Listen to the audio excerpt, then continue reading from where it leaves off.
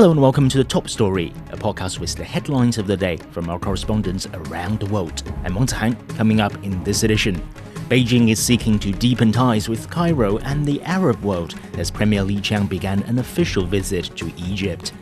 Rain-triggered floods in central Texas have killed over 110 people, with more than 170 others still listed as missing. And US President Donald Trump has threatened more tariffs on copper and pharmaceutical products entering the country. We start off in Africa. Chinese Premier Li Qiang is on an official visit to Egypt. The trip seeks to bolster China's ties with Egypt and Arab world. Adel Al-Marouki has more details from Cairo. Capitalizing on the outcomes of the BRICS summit in Brazil, China and Egypt are immediately set to deepen cooperation. Premier Li Qiang is starting a two-day visit to Cairo, where he will meet Egyptian President Abdel Fattah el-Sisi at the new administrative capital. There, the partnership between the two countries is clear, as Chinese firms built the central business district, which includes the tallest building in Africa.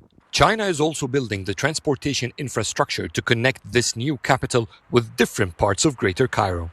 This is something that has had a wonderful impact on the overall bilateral relations, and the figures are on the rise. We are witnessing a golden era as far as our bilateral relations are concerned. And let's not limit this to TEDA or to the Suez Canal economic zone, but also there are many projects that are in other governorates, other cities in Egypt. Li will be exploring ways to expand trade, which is projected to reach $17 billion by the end of this year. Egypt will be looking to boost its exports to China and also increase the transfer of Chinese technology programs, which has seen China introduce space technology and electronics manufacturing to Egypt. In Africa, in the Arab world, in the Middle East, and we shouldn't be the only hub, but the fact remains that we are turning into a hub. We are witnessing an unprecedented stage of our relations between the two countries, China and Egypt, especially in the economic field, technical field, commercial field, culturally, and of course, politically. Premier Li is also set to discuss broader cooperation with the Arab world. He will visit the headquarters of the Arab League, where Secretary General Ahmed Abul Ghait will host talks about the future role of the China-Arab States Cooperation Forum. The recent developments in the Middle East and Eastern Europe show the current world order is failing. There must be a multipolar world. In that regard, China is very important. China seeks to develop its diplomatic, trade, economic, and political ties with the Arab world and also military ties. Therefore, having strong Egyptian-Arab ties with China redefines global politics.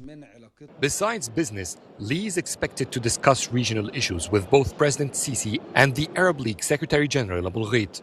During the past 2 years, the Israeli war on Gaza and its expanded attacks on Lebanon, Syria, Yemen, and Iran have seen growing alignment between China's Middle East policy and that of the Arab world. For decades, that has been a strong foundation for the China-Arab partnership. That was Adel Al-Marouki on the Chinese premier's visit to Egypt. In the US, rain-triggered floods in central Texas have killed over 110 people, with more than 170 others still listed as missing. Neighborhoods in the Kerr County were entirely swept away. Nitsa Soledad Perez spoke to a survivor whose neighbors vanished in the floods and are still missing. You should have seen it when it was normal. I mean, when it was up and running and we were friends and family around here. Timothy Gloria stands where his neighborhood once thrived.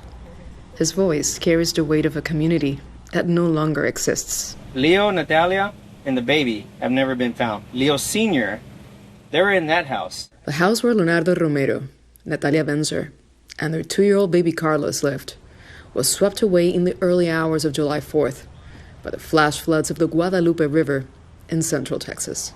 Dozens shared the same fate. I was at work at 6 a.m. I came back to the flood. I had some neighbors up this way. They were banging on the back door to get my dad out because he stays with me in my daughter's old room. So that's how they broke that back gate back there. to get him out. So they rescued him. I got home about 7:30, and it was already up the street this way. This car was already gone. Tim, as he's known in this neighborhood of Guadalupe Plaza, called police to rescue neighbors trapped on the other side of the street. And so I called the cops. I said, at the corner of Box Elder and Waterfront, you'll see the couple, the Weldons are there. And so they came because of my call, and they got them out with ropes and a boat. Were you getting any alerts on your phone? No. Nothing? No. I started working right away. As soon as the water receded, I got started working on my gate. It doesn't look like anything happened here, even though it was flooded with mud. I still have a bunch of mud in the foundation, which I keep telling these little rescue crews. Leonardo Romero's body has been recovered. His son, Leonardo Jr., made it out. He swam and was ultimately rescued. My boss today told me that it's confirmed that they confirmed his body, he's dead. So I just heard that this morning, but I still haven't heard that from his brother. As for the baby, so my neighbor and he's connected with one of Leo's families. And they're over here trying to find the baby, so they're kind of quietly going down there because the cops already told them, stop chainsawing everything. And they're just keep hunting. Tim is a jack of all trades. It's flooded, river water. Mechanic, handyman. He was hesitant to talk. He has been staying busy while processing so much loss. I had depression for a while. There's just a dark spot here. It was kind of ugly that was going in and out. But I just kept working. I just kept moving. Tim wants his neighborhood back, a wish devoured by the force of the Guadalupe River. You should have seen it when it was normal. I mean, when it was up and running and we were friends and family around here. There was a report on the devastating floods in Texas. US President Donald Trump has threatened more tariffs on copper imports and pharmaceuticals. He announced a 50% tariff on copper imports on Tuesday. Commerce Secretary Howard Lutnick said the copper tariff will be imposed on August 1st. Trump also plans to announce tariffs of up to 200% on pharmaceutical imports, adding that he will give drug makers about a year to get ready for that. As countries try to negotiate trade deals with the US, there's broad consensus among trade experts and government officials that US tariffs will continue to cause uncertainty around the world. And I also think the other losers are American consumers who benefit from really well-priced, good quality South African agricultural products. I certainly think that these tariffs have upended the world's trade operations and have caused significant uncertainty in many parts of the world, and South Africa is not excluded from that. This move actually extends the period of uncertainty, undermining long-term investment and business contracts and creating further uncertainty and instability. I think in the long run, it will have a negative impact on the U.S. economy. I don't see a win here. Meanwhile, South Korean officials are still in Washington trying to negotiate a trade deal. Observers say the next few weeks may prove make or break in the negotiations between the two sides. Shane Ham has more from Seoul. The clock is ticking for South Korea, with the United States set to impose 25% tariffs on all South Korean imports by August 1st, but it does provide a little more wiggle room for Seoul to try and eke out a last-minute deal.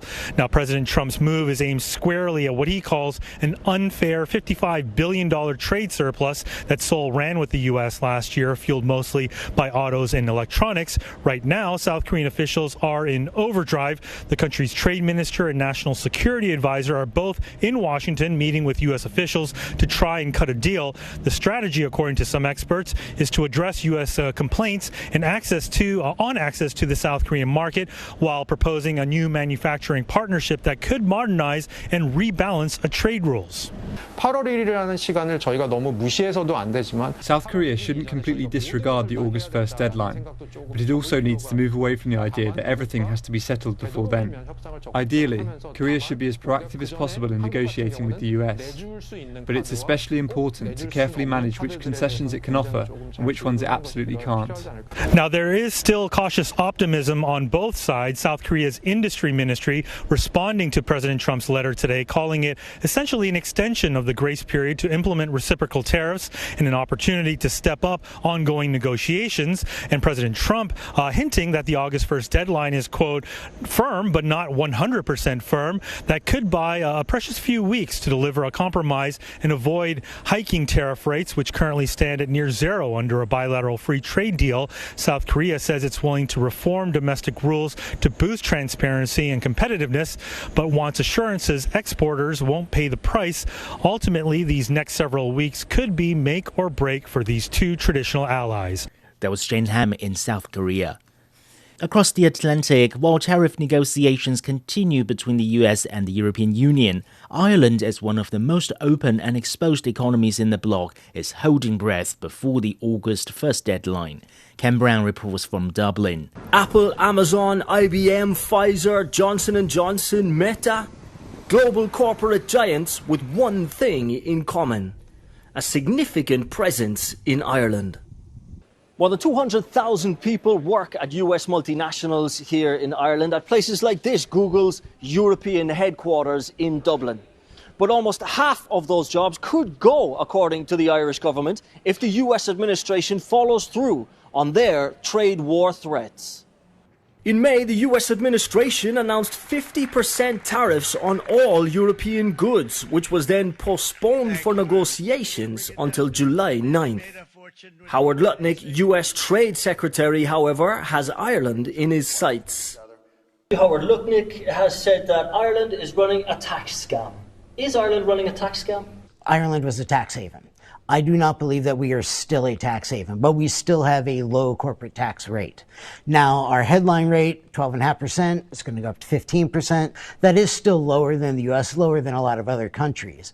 But is it a scam? I wouldn't say we are any longer, but we are a low tax situation.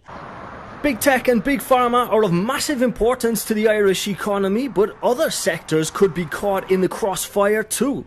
US President Donald Trump has threatened a 200% tariff on EU alcohol. Around an hour from Dublin at the Great Northern Distillery, you'll find John Teeling, a legendary name in Irish business, known for almost single-handedly saving the Irish whiskey industry. We were the world's dominant supplier with more than 60% of all the whiskies in the world. A new technology came in, columns. The Irish industry did not adopt it. Scots did, and within 100 years we were wiped out. I and a colleague, we established the first new distilleries. The future, as I said here, for a little country like ours with 5 million people in total, is going to lie in exports. We export 95% of what we make here. Over $1 billion worth of Irish whiskey was sold to the US last year. And while that might only be a small drop compared to the record near $250 billion total Irish exports in 2024, Ireland is putting the good stuff on ice, hoping for a US-EU trade deal that ages well. That was Ken Brown reporting from Dublin. And finally, here in China, officials say the country's economy has shown strong resilience over the past 5 years. The economic increment from its current development blue plan, known as the 14th Five-Year Plan, is expected to exceed 35 trillion yuan, or nearly $5 trillion. The 14th Five-Year Plan ends this year. Liu Jiaxin has the details. Over the past 5 years, China added over 35 trillion yuan, or $4.9 trillion to its economy, equaling the combined GDP of the country's top 3 provinces. Crucially, says the Chinese government, this growth came while facing challenges posed by the pandemic and global trade wars, with annual contributions to global growth in the 5 years. Overall, there's been new groundbreaking progress, breakthrough changes, and historic achievements in economic and social development. China has become the most stable, reliable, and proactive force driving development in today's world. Innovation is what's driving that transformation. R&D spending surged nearly 50% since 2020. Investment in research is nearing OECD levels. Breakthroughs include the Fujian aircraft carrier, homegrown C919 jets, and the world's first fourth-generation nuclear plant. The Commission recognizes that developing medium to long-term plans isn't unique to China, but to persistently formulate and implement 5-year plans over successive decades, achieving sustained success, is truly unmatched anywhere in the world. There was a report on China's economic achievements over the past 5 years. Recapping today's headlines before we go, Beijing is seeking to deepen ties with Cairo and the Arab world as Premier Li Qiang began an official visit to Egypt. Rain-triggered floods in central Texas have killed over 110 people, while many more are still missing. And the US president has threatened more tariffs on copper and pharmaceutical imports. That's it for this edition of The Top Story, a podcast that brings you world headlines every weekday. For more news in politics, business, sports and culture, you can subscribe to the Beijing Hour, a one-hour podcast news magazine program. We welcome and appreciate all ratings and reviews. I'm Wang Zihang. Thank you for listening.